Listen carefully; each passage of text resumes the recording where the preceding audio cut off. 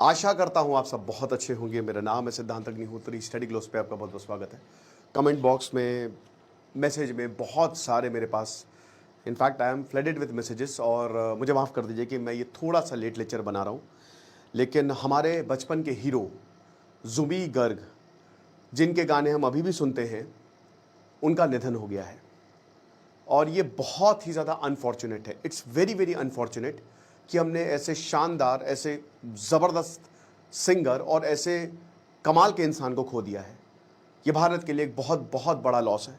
National award winner, 38,000 गाने record करने वाले, एक रात इन्होंने 36 गाने रिकॉर्ड कर दिए थे। हर साल 800 गाने गाते थे। कितने ही रिकॉर्ड इन्होंने तोड़े हैं।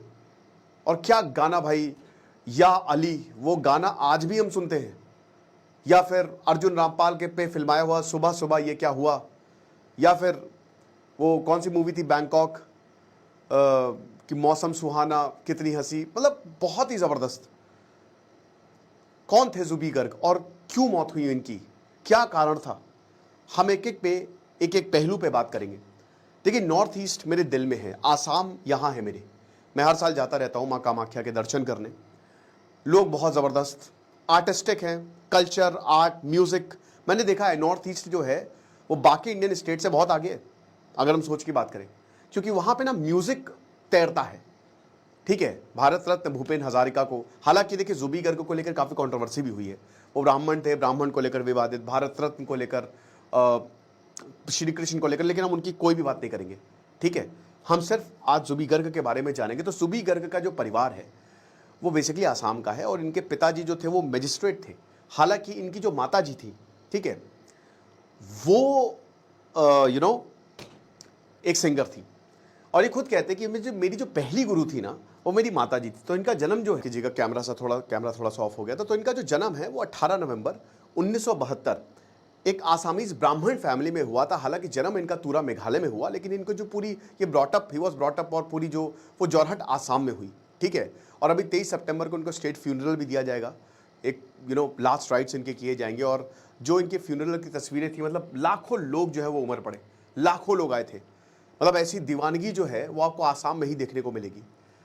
और फिर हम ये देखते हैं कि वैसे तो इनका नाम ओरिजिनली जुबीन बोई ठाकुर था, एक ब्राह्मण फैमिली से आते हैं ये, लेकिन इस रिलीजन को, मतलब इस कास्ट को इन्होंने कभी अपनाया नहीं।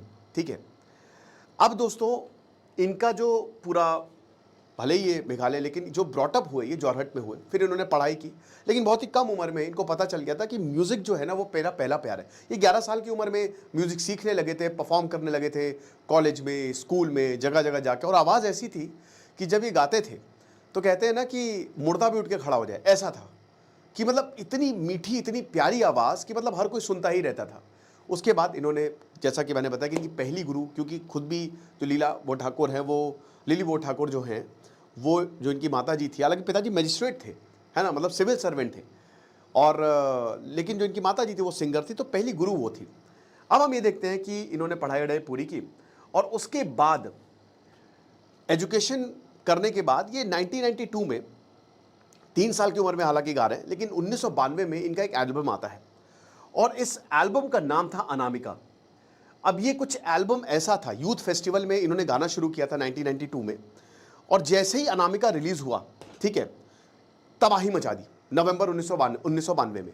मतलब ज़ुबी गर्ग जो है वो घर घर का नाम, आसाम के घर घर का नाम बन गए थे। ऐसा कोई घर नहीं था जहां पे इनके गाने नहीं बज रहे हो नॉर्थ ईस्ट में। ठीक है, उसके बाद there was no looking back. पहले ही इनका जो एल्बम था वो बहुत बड़ा हिट था। फिर उसके बाद तुम जानू परिबा हूँ, ये गाना बहुत ही बड़ा हिट हुआ।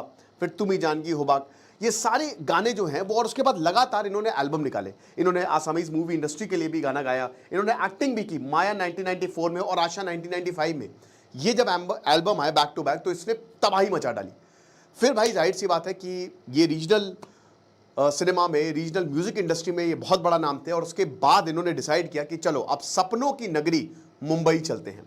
तो हम ये देखते हैं कि 1996 में ये मुंबई आ गए, और उसके बाद इन्होंने बॉलीवुड म्यूजिक इंडस्ट्री ज्वाइन किया। अब देखिए, इनका नाम था, हालांकि इनका कोई ऐसा नहीं कि बहुत बड़े कुछ कोई इनके कॉन्टैक्ट्स हैं, कोई इनका गॉडफादर नहीं था। और भाई देखो, नेपोटिज्म जो भी हो चलता ही है।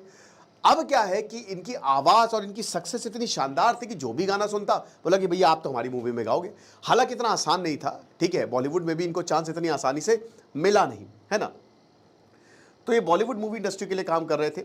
1996 में चंदा, फिर श्रद्धांजलि वॉल्यूम 1, वॉल्यूम 2, शुरुआत में तो इन्होंने एल्बम्स ही किए, ठीक है।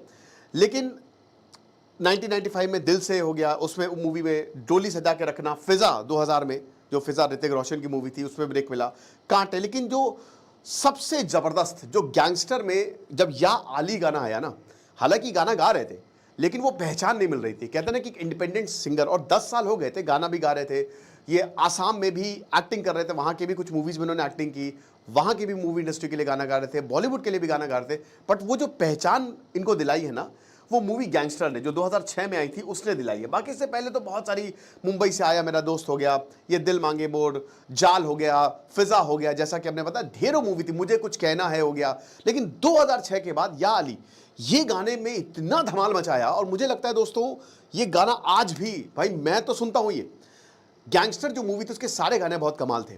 और उस साल के मतलब ऐसे गाने थे ना, और स्पेशली ये वाला जो गाना आया, कि ये ऐसा कुछ सुना नहीं था हमने, और जुबी की आवाज़ में सुनना, ये तो कमाल था, ठीक है। तो वहाँ से फिर बहुत ज़बरदस्त हिट हुए। उसके बाद इनको बेस्ट प्लेबैक सिंगर का भी अवार्ड मिला, इनको इंडियन फिल्म अवार्ड मिले ढेरों। और देन ये बंगाली, देखिए वैसे तो इन्होंने बंगाली, तमिल, उड़िया, मलयाली, लगभग हर लैंग्वेज में इन्होंने गाने गाए हैं, ठीक है।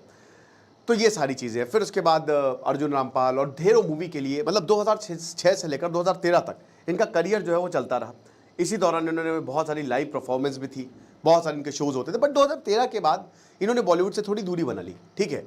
इनके व्यूज़ के चलते थोड़ा सा दिक्कतें हुई, कुछ कंट्रोवर्सी भी क्रिएट हुई, बट ये लगातार काम करते रहे। इन्होंने अपनी एनजीओ खोली, कोविड में भी उस एनजीओ ने काफ़ी ज़्यादा मदद की, और ये आसाम में लाइव परफॉर्मेंस करते थे, ये आसाम में म्यूज़िक शोज़ करते थे, म्यूज़िक में भी बेसिकली ये आसाम में ही रहे, और आसाम के लिए ही इन्होंने बहुत अच्छा काम किया। बॉलीवुड से इतना कनेक्ट रहा नहीं उसके बाद, ठीक है। तो 2006 से, मतलब 99, अब अगर देखो तो 1996 से लेकर 2013 तक, उसके बाद फिर ये आसाम ही लौट गया। अब दोस्तों अभी क्या, अभी हुआ ये कि भाई ये नॉर्थ ईस्ट इंडिया फेस्टिवल को अटेंड करने सिंगापुर गए थे। अब जब ये सिंगापुर गए तो वहाँ पे स्कूबा डाइविंग आपको पता ही है, ठीक है ना, जो आप करते हो, नदी में करते हो, समुद्र में करते हो, जहाँ पे भी कर लो। तो स्कूबा डाइविंग बताया जा रहा है कि बिना लाइफ जैकेट के करने चले गए, और वहाँ पे अनफॉर्चुनेटली इनकी मौत हो गई। अब देखिए जब ये खबर आई तो वाकई में सबको झटका लगा, नरेंद्र मोदी से लेकर राहुल गांधी तक सब ने शोक जताया। और अब तो वैसे सीआईडी इसकी जांच भी कर रही है, और बताया जा रहा है कि पोस्टमार्टम रिपोर्ट अलग है, डेथ सर्टिफिकेट में कुछ और दिखा है, दोपहर 2:30 बजे बता रहे हैं मौत हुई, अब पता नहीं, अब इसकी जांच होगी। लेकिन फिलहाल इनके लास्ट राइट्स जो हैं वो अभी 23 सितंबर को होंगे। हालांकि सरकार का कुछ कहना है कि सरकार चाहती है, लेकिन अल्टीमेटली जो इनकी फैमिली है उन्हीं का से रहेगा, तो वो तो जोरहाट आसाम में ही चाहते हैं कि वहीं पे ही और पूरी श्रद्धांजलि इनको दी जाएगी। और हमारी तरफ से भी भावपूर्ण श्रद्धांजलि। भगवान आत्मा को शांति दे, परिवार को ताकत दे, और एक कमाल के सिंगर, कमाल के इंसान, बहुत मदद की थी इन्होंने लोगों की, ठीक है। और बहुत इनके जो भी व्यूज़ थे, लेकिन ये इतने अच्छे इंसान थे कि दूसरों का दर्द समझते थे, ठीक है। तो ये सब था। बाकी यही बोलूँगा कि मतलब ऐसे एकदम से चले जाना, और एकदम से इस तरीके का हादसा, जैसे केके की मौत, तो मतलब वो तो वो भी हमारे चाइल्डहुड हीरो थे, है ना। मतलब जब हम परेशान होते थे, तो आज भी हम परेशान होते थे तो केके के गाने सुनते हैं हम लोग। और सेम विद जुबी ऑल्सो, ठीक है। जुबी गर्ग ने कुछ मूवीज़ में म्यूज़िक भी दिया, बट वही है कि नेचर है, ब्रह्मांड है, और इसके सामने किसी की चलती नहीं है, ठीक है। कि वही यक्ष का जो सवाल था कि तुमको सबसे ज़्यादा आश्चर्य क्या करता है युधिष्ठिर, तो यही युधिष्ठिर बोलते हैं कि इंसान रोज़ उठता है, रोज़ मरता है, और फिर भी उसको लगता है बीच में कि हम अमर हैं। तो बस यही है कि अमर कोई नहीं है, और भगवान आत्मा को शांति दे और परिवार को ताकत दे। Thank you so much. तो इन्होंने बंगाल